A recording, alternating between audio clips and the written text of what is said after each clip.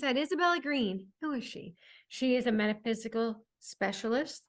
She's a spiritual healer and an interdimensional channel. Isabella's role is to assist the evolution of consciousness and the awakening of humanity. Her work is multidimensional and it extends beyond the limitations of 3D to clear the paths into the embodiment of one's higher essence here on Earth.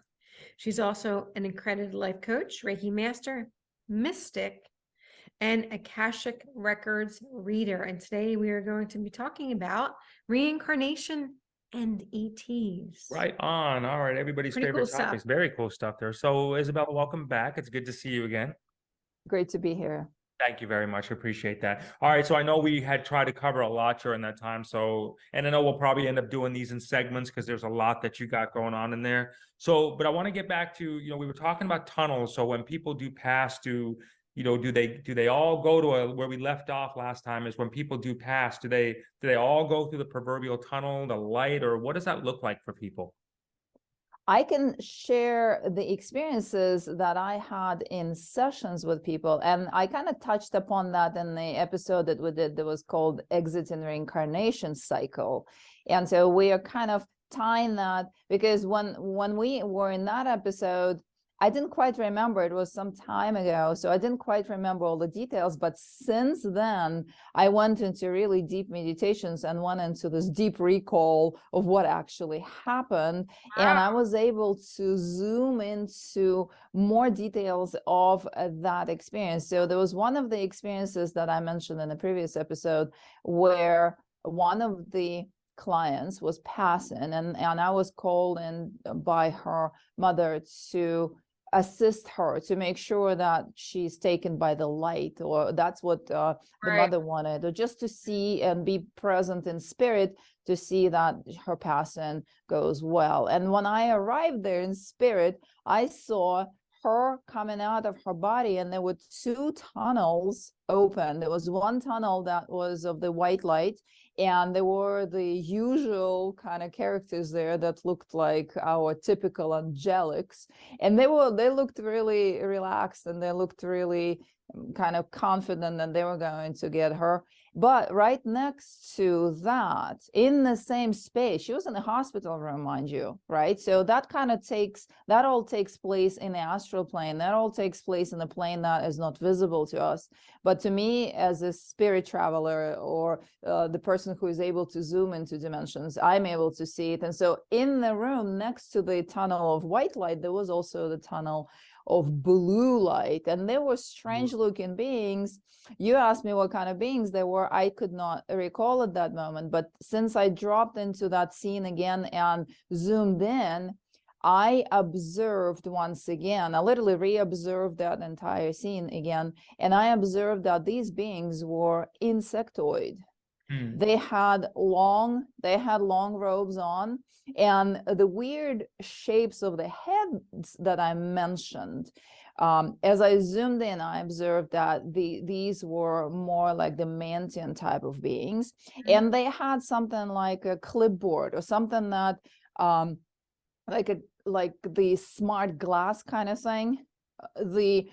And in that vision, I knew that that was for accounting for the souls. Like they were literally standing there and checking if she was going to make a choice to go with them or to go into the tunnel of white light. I had no idea what these beings were. And at that point, I still believe that everything needs to go into the white light. I literally stood back and I observed how the soul came out of the body, and she was confused for a moment. She kind of stood between those two tunnels, and then she got drawn to the choice that we all believe we're supposed to make, the angelic beings, the white light. And so she got absorbed into that. And the interesting thing was how these tunnels closed. They kind of just closed into themselves, like the closing of a wormhole, whoop, like that, and it pulled the beings in there, and pulled the soul of the girl into the white light. And then the room was completely empty, and then it was back to what it looks like. And so that made me question recently, it made me question, do extraterrestrial species participate in our reincarnation cycle? Why would they be waiting for the soul to come out? There was another incident that I observed, but they were little beings that were over blue light, and they were surrounding the person's sickbed. She was very close to passing. Her family reached out to me and said, please make sure someone is present with her in spirit. And the little beings were what we know as the grays, but they were blue color. They were this same shape as what we know as the grays, little 4 feet tall, and they were very anxious. They were kind of like, come on, let's go, kind of thing. And they had the clipboard that was very clear, the same exact thing. And one of these beings was kind of like looking through that smart glass device, and I knew for sure that they were going, that was like accounting for that soul. Wow. Mind you, that person was interacting with the non-terrestrials throughout her entire life, and her desire was to be reabsorbed into the non-terrestrial experience after she passes. So it makes sense that these beings showed up as per her request. She was asking to be not to go into the earth plane reincarnation cycle, but to go with other beings. So this is something that I recalled since we spoke the last time. All right, that's a lot. Pretty wild. That's pretty wild. Let me dive in on that one if I can with you. Okay, so we have two lights. We have the proverbial white light that everybody's familiar with, of what you've been able to identify as a light blue light of sorts, where the ET beings are there. So is it okay? So the soul passes. Does it then, the soul, is it like both lights are trying to give the soul? Are they like selling the soul? Like, hey, no, come this way. No, you come this way. And is it up to the soul, or is it literally just a completely different path of existence that they'll choose taking, and either one's okay? All right, so I only saw 2 tunnels one time, and because the insectoids were present, but they were not harassing the soul to come with them. They were completely neutral. They were just standing there waiting for the soul to make a choice, and she made the choice to go with the usual kind of thing, and the whole thing folded into itself. So only based on this one case, my understanding is that it's up to the soul to decide where they want to keep going.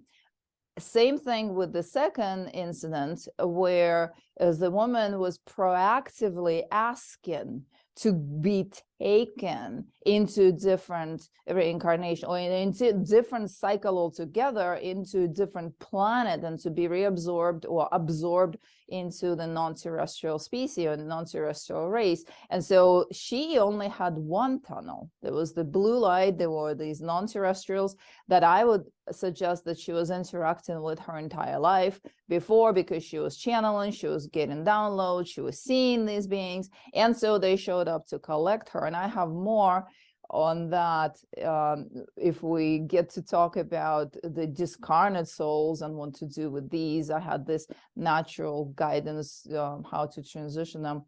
But I also had a recent conversation with someone who described having been offered both as they came out. So the person had a near-death experience, and he knew that he was not interested in coming back to Earth, and he was not interested in going back into reincarnation cycle.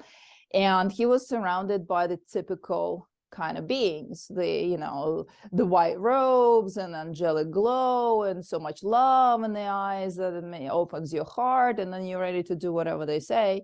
But he kept saying, no, I'm not going back to Earth. I'm not going back to Earth. And he said that they kept shifting. They kept shifting into other types of beings. Looking from angelics, they turned into something else and something else. And then they offered him at the end. He kept resisting. At the end, they said, well, what if we offer you to go to a different planet? I've never heard anything like this. This conversation happened after we recorded the first episode, and it was in my mind, like, what happened? And then I end up talking to this person absolutely randomly, and he tells me this story that he was offered by the same beings that, oh, if you don't want to go back to Earth, would you like to go to a different planet? Oh, okay. There's a lot to unpack in there. All right. Before we get to that, I want to ask you about the insectoids. Yes. From your knowledge, from your experience, are the insectoids the founders?